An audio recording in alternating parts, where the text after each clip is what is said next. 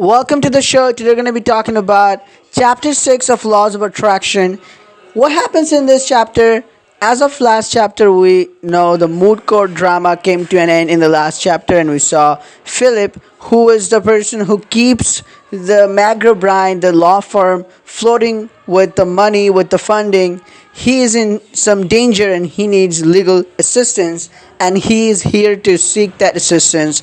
And Sadie is nervous. We go to the room, we see Gabe and Sadie talking to him, and Sadie is oftentimes is calm, composed, and always just determined. But even he was nervous. And at one point, you will have this option to decide whether she was nervous or not. And you'd get to choose, yes, she was nervous. And if you do that, then Gabe will praise you because Gigi would say, because that Sadie was not nervous, but Sadie was nervous. So that Gabe would say that only a great eye can say that Sadie was nervous, because this is a case that is of utmost importance to the law firm.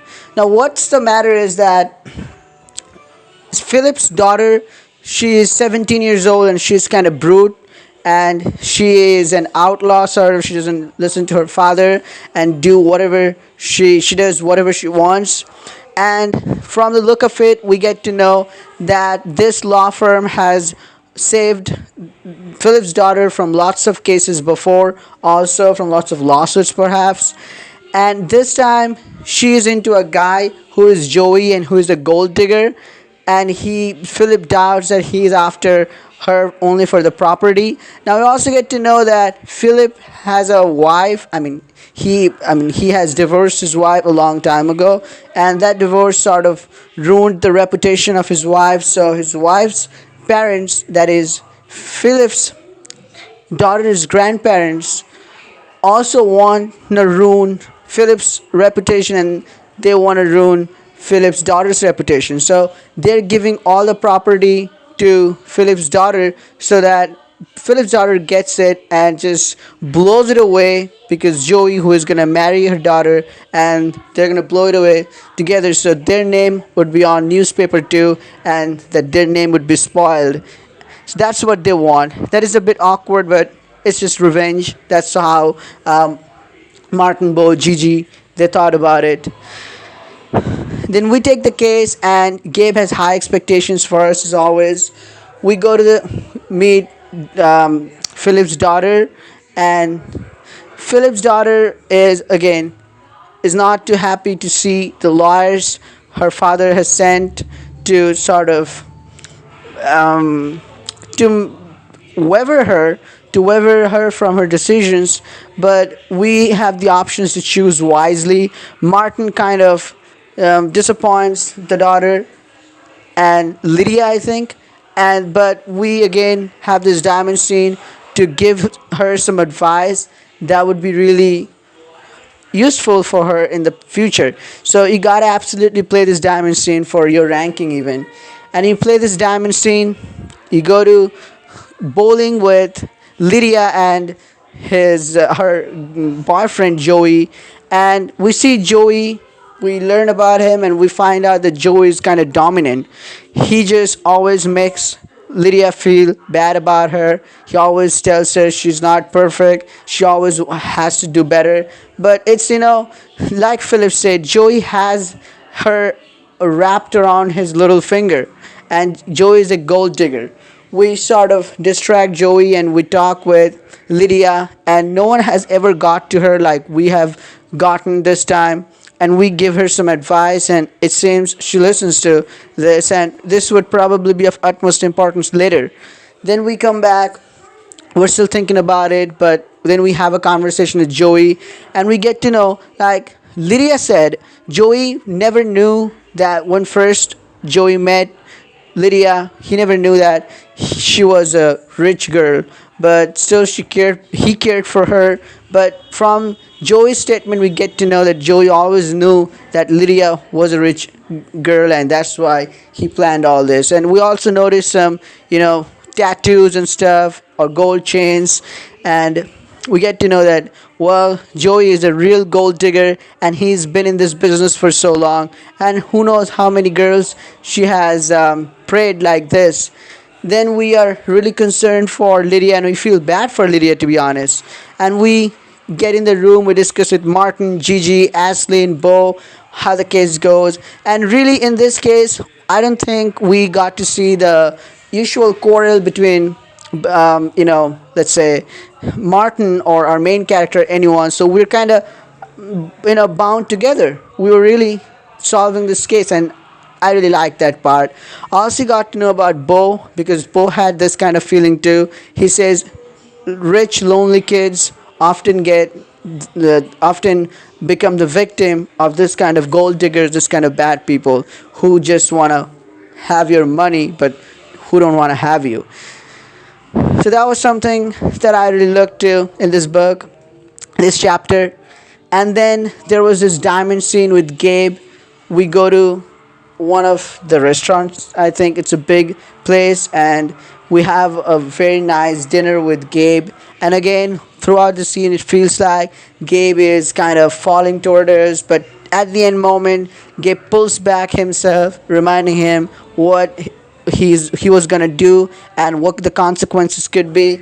And then, if you have read Queen Bee, remember once we had a hookup scene with our professor Ian or Ina. Then there was, it was raining, and we boarded the car and we went to the campus, and Ian or Ina was standing outside, and we kept watching them. So it was the same thing with Gabe. We boarded the car, we went away, and we kept watching Gabe, who was standing there, and his expressions were unreadable. And exact same thing happened. And this is also the forbidden relationship, and Gabe this time was falling for us.